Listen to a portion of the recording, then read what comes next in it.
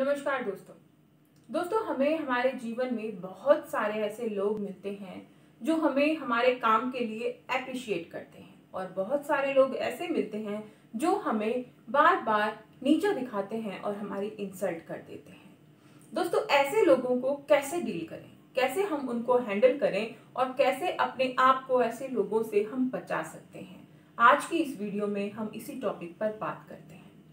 दोस्तों सबसे पहले हमें ये जानना होगा कि सामने वाला आपसे चाहता क्या है।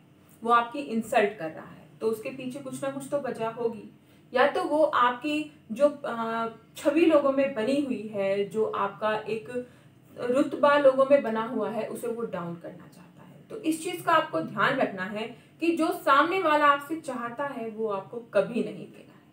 यानी कि सामने वाला आपसे चाहता है गुस्सा, कि वो कुछ ऐसा कमेंट करेगा और आप गुस्से से लाल तेज हो जाएंगे, आग बबूला हो जाएंगे और उसे उल्टा सीधा बोलेंगे, जिससे कि खुद आपकी इंसल्ट और सब लोगों के सामने हो जाएगी और आप गलत साबित हो जाएंगे, आप डाउन हो जाएंगे।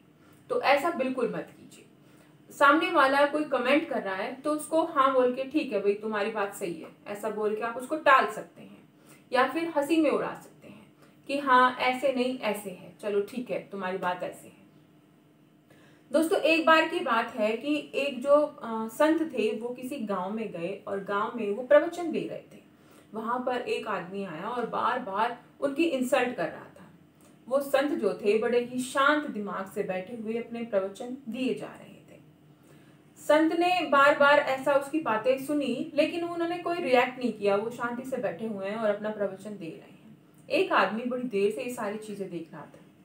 हार के लास्ट में जो आदमी उनसे बदतमीजी से बोल रहा था वो वापस चला गया, और जो आदमी बैठ के ये सब देख रहा था वो खुद को नहीं रोक पाया और वो संत के पास आकर बोला कि गुरुजी, इतनी देर से ये इंसान आपकी बेइज्जती कर रहा है, आपको अपशब्द बोल रहा है, उल्टा सीधा बोल रहा है और आप कोई रिएक्ट नहीं कर रहे हैं। तब गुरुजी ने बोला कि ये जो कर रहा है, ये जो मुझे दे रहा है, वो मैं नहीं ले रहा हूं। उस आदमी की समझ में कुछ नहीं आया। फिर गुरुजी ने एक उदाहरण देके बताया कि अगर कोई तुम्हें कुछ तोहफा दे रहा है, गिफ्ट दे रहा है और तुम उसे ना लो, तो वो किसके पास रहेगा? वो उसी इंसान के पास रहेगा जो देना चाहता था।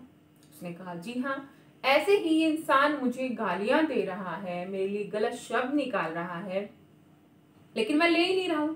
तो ये गालियां, ये गलत शब्द किसके पास रहेंगे? उसी के पास। दोस्तों इसी तरह से अगर आप लेंगे ही नहीं दूसरे को दिया हुआ, चाहे आपके लिए वो इंसल्ट कर रहा है, गलत शब्द बोल रहा है, तो वो किसके पास रहेंगे? उसी के पास। और लास्ट में उसे रियलाइज भी होगा कि वो गलत कर रहा था। वो हार के वहां से चला जाएगा। कब तक करेगा? दोस्तों सामने वाला हमको बार बार हमें इंसल्ट करता है, हमें बार बार परेशान करता है, तो हमें जरूरत है शांति बनाए रखने की, अपने दिमाग को शांत रखने की। उसकी जो बातें हैं उसकी बातों का हमें रिप्लाई नहीं करना है, जवाब नहीं देना है, क्योंकि वो ये चाहता है कि जो उसने हमसे कमेंट किया है हम उसमें कुछ और दो तीन शब्द जोड़कर हम गुस्सा हो जाएं और भड़क जाएं और तेज तेज उससे बोलें। लेकिन हमें ऐसा बिल्कुल नहीं करना है, क्योंकि ऐसे इंसान अब उनकी खुद की कोई इज्जत नहीं होती है और वो सामने वाले की भी कोई इज्जत नहीं छोड़ते हैं। तो ये आपके हाथ में है कि आप अपनी इज्जत को कैसे बनाए रखें। सामने वाले की बातों में आकर उसकी बातों को अपने ऊपर हावी करके आप अग्रेसिव रूप धारण करके अपनी बातों को और ज्यादा बढ़ाएंगे, खुद को इंसल्ट करेंगे या फिर उसकी जवाब देंगे चुप रहकर शांति से।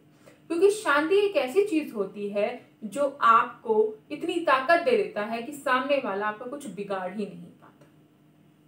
तो खुद को शांत बनाकर रखिए, खुद को इतना काम बना लीजिए, साइलेंस कर लीजिए कि सामने वाला कोई आपका कुछ बिगाड़ ही ना पाए।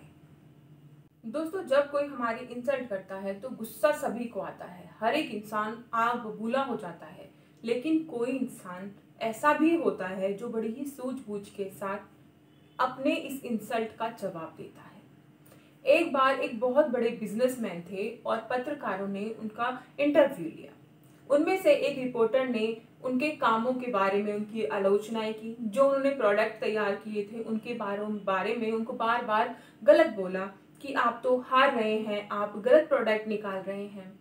तो ऐसे में उन्हें बहुत बुरा लगा, गुस्सा भी आया, लेकिन वो शांत रहे और शांत रहकर उन्होंने कुछ देर के लिए सोचा और फिर मुस्कुराए और मुस्कुराकर उस रिपोर्टर को जवाब दिया कि आप सही कह रहे हैं, आपके कहने के अनुसार हमारे प्रोडक्ट में कमी है, क्योंकि हम परफेक्ट नहीं हैं और हम परफेक्ट बनने की कोशिश कर रहे हैं।